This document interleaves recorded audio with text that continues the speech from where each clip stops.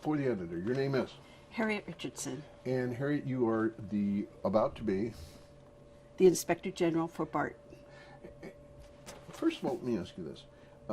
The voters, in a real sense, the voters chose you, or they chose the position. And the board nominated you. How important is it to have that kind of support when you go into a position like this? It's really important to have the support of those you're going to be reporting to. It helps you know that they've got your back and that you're going to have their back with the types of things that you're looking at. And they were very supportive in indicating that this function was needed, that they wanted the function, that they wanted the person who was selected to be successful, and they want the office to be successful.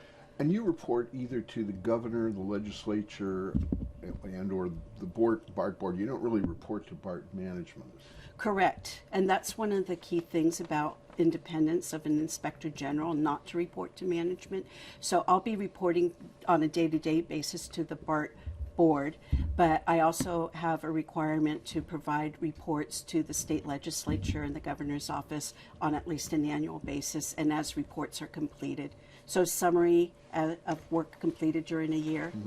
To the legislature and governor's office, and then I'll be reporting as reports are completed to the board. A $2.3 billion agency, large, medium, how does it play in the scheme of things? It's pretty large, particularly in the sense that the majority of that money is for capital projects.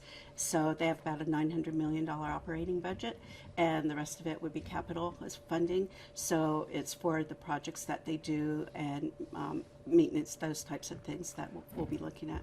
Going forward, obviously, they're going to be buying a lot of things and doing a lot of things and all of that stuff.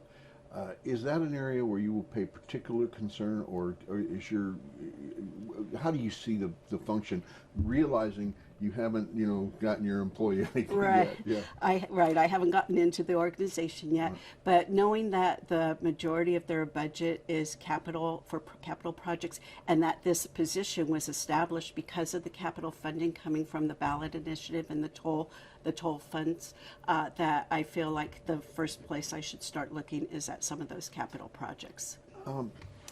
You've done state government. Yes. You've done numerous, in fact, in San Francisco, it's city county government, and you've done pure cities. How is BART different? I mean, it's a government agency, it's owned by the public, but how is it different? It's different in that it's a regional government. And so I've actually done federal, state, and local, and this will be different in that it's a regional government. It covers several counties, and so it's kind of the last step in covering every level of government I could actually be in.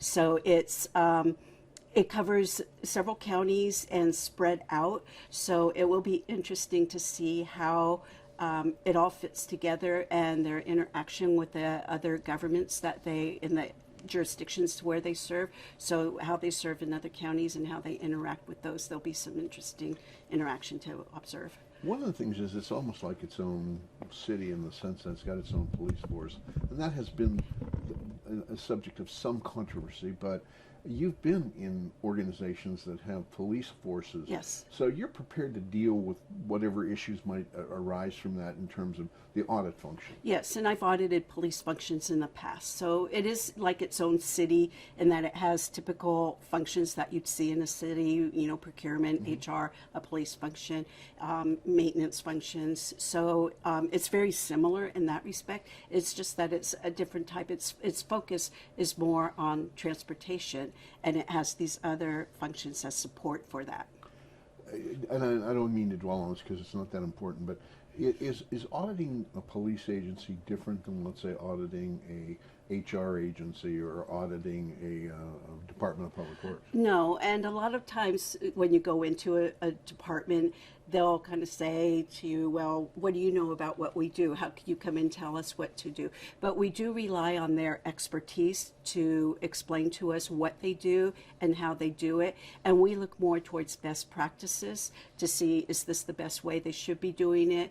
As an inspector general, I'll also be looking not just at police, but throughout the agency to see if there's any fraud, waste, or abuse. That's a key function of inspector general. So none of that is really any different than anything I've done in the past. Let me throw the next 4 or 5 issues together.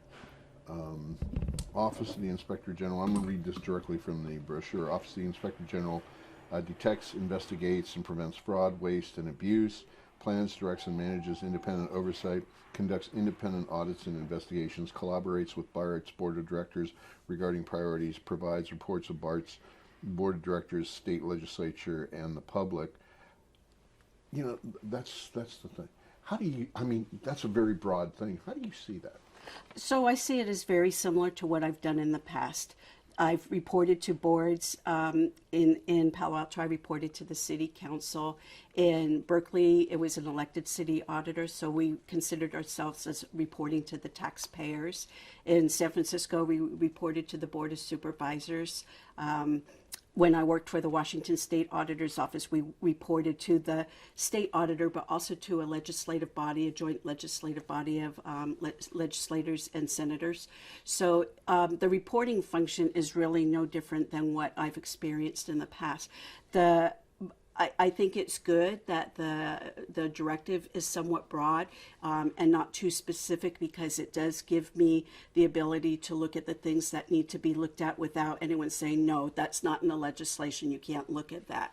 So I think that was a good way in how it was written. And obviously a good audit team understands how to look at things and say, that's not important. This seems to be a little more important than they're making it sound to be. Right. And also reporting out to the public, that's a key part of it. I typically use the government auditing standards, which require you to post your reports publicly. And so I would expect that we'll be putting our reports out on the website, and that they will be public information. It turns out that one of the things that BART is battling now, and I know you're not there yet, but one of the things that they're battling is a 6% drop in ridership in the last 3 years. Some of that having to do with Uber, I'm sure, and Lyft. Some of that having to do with the fact that there have been some notable crimes, which are always notable because they're so rare on BART, as it turns out. I did a report on that. They're relatively rare. And the number of people that really have direct contact with those kinds of issues also relatively rare.